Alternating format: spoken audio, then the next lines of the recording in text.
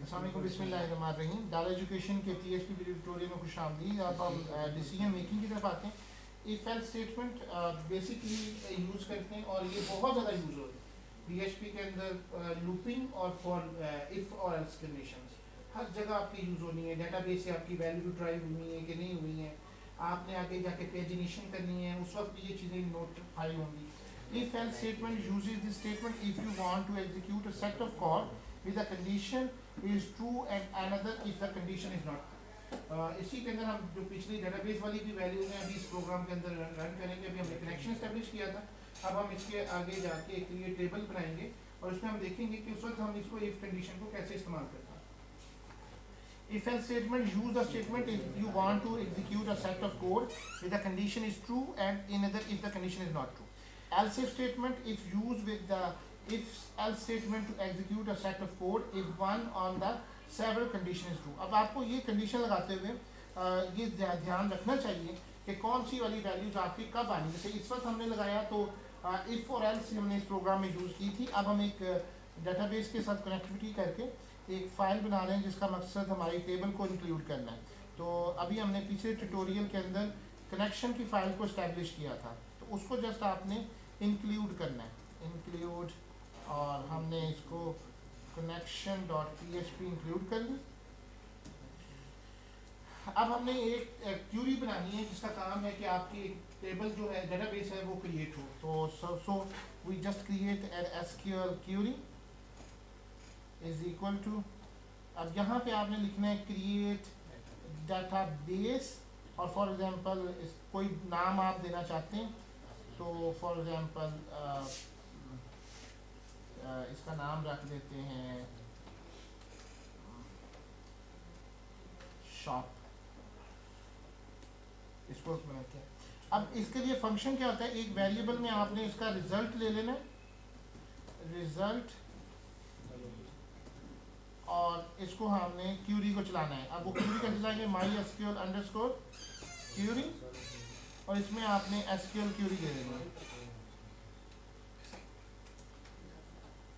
अब यहाँ इफ की कंडीशन लगा रहे हैं, इफ नॉट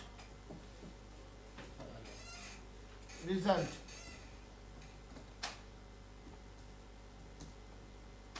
तो इको कर दें unable to create the database और साथ में MySQL अंडरस्कोर एरर डिस्प्ले करने के लिए एल्स में आप उसे इको करवा दें डेटाबेस क्रिएटेड सक्सेसफुल।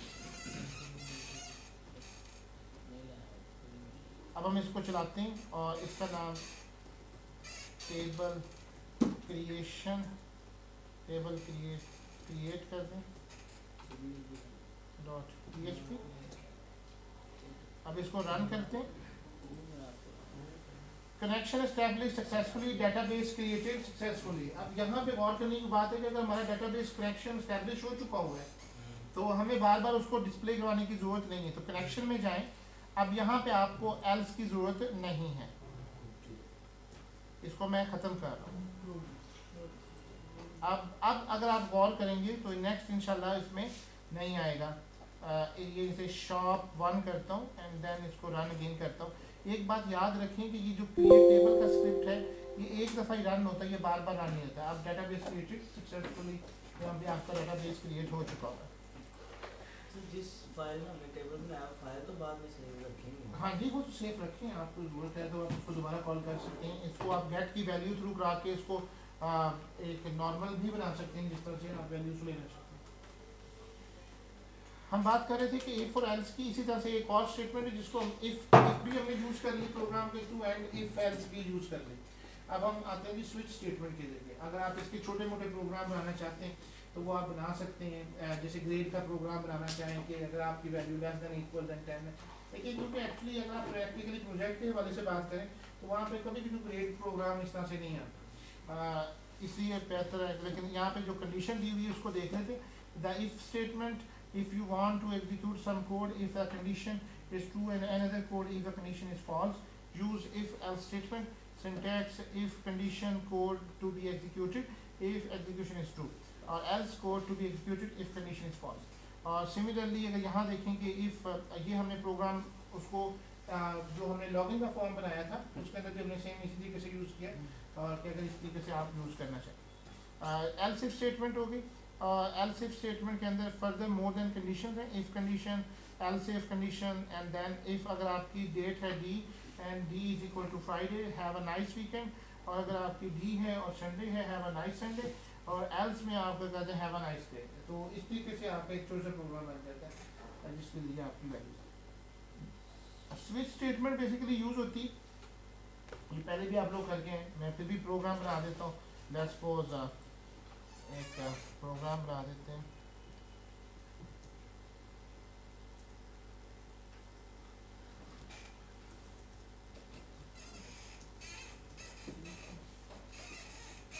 इको करवा देते हैं जी स्विच ग्रेड प्रोग्राम।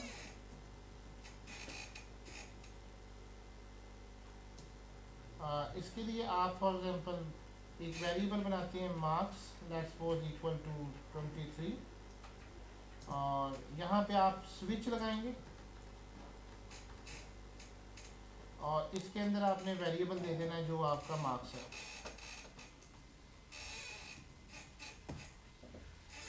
यहाँ पे केस है फॉर एग्जांपल 45, इको कर दें sorry you are fail,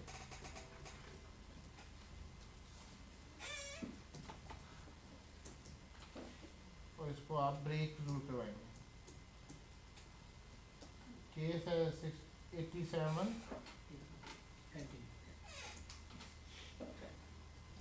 eco you pass the exam with extension distinction।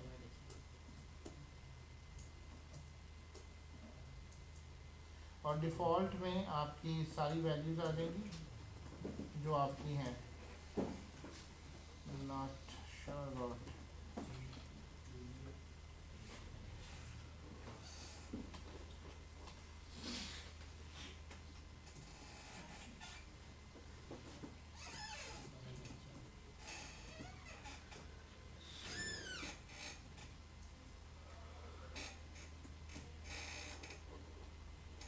इसको आप लाइव करें तो ग्रेड प्रोग्राम नॉट श्योर, क्योंकि हमारी वैल्यूज इसमें 45 में थे। अब फॉर एग्जांपल मैं 87 देता हूँ, इसको थोड़ा सा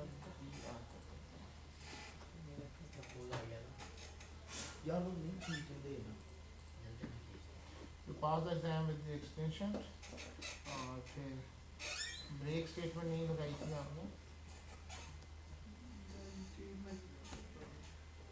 अब इस प्रोग्राम सो यही आपकी स्विच स्टेटमेंट थी। Thank you very much, Allah.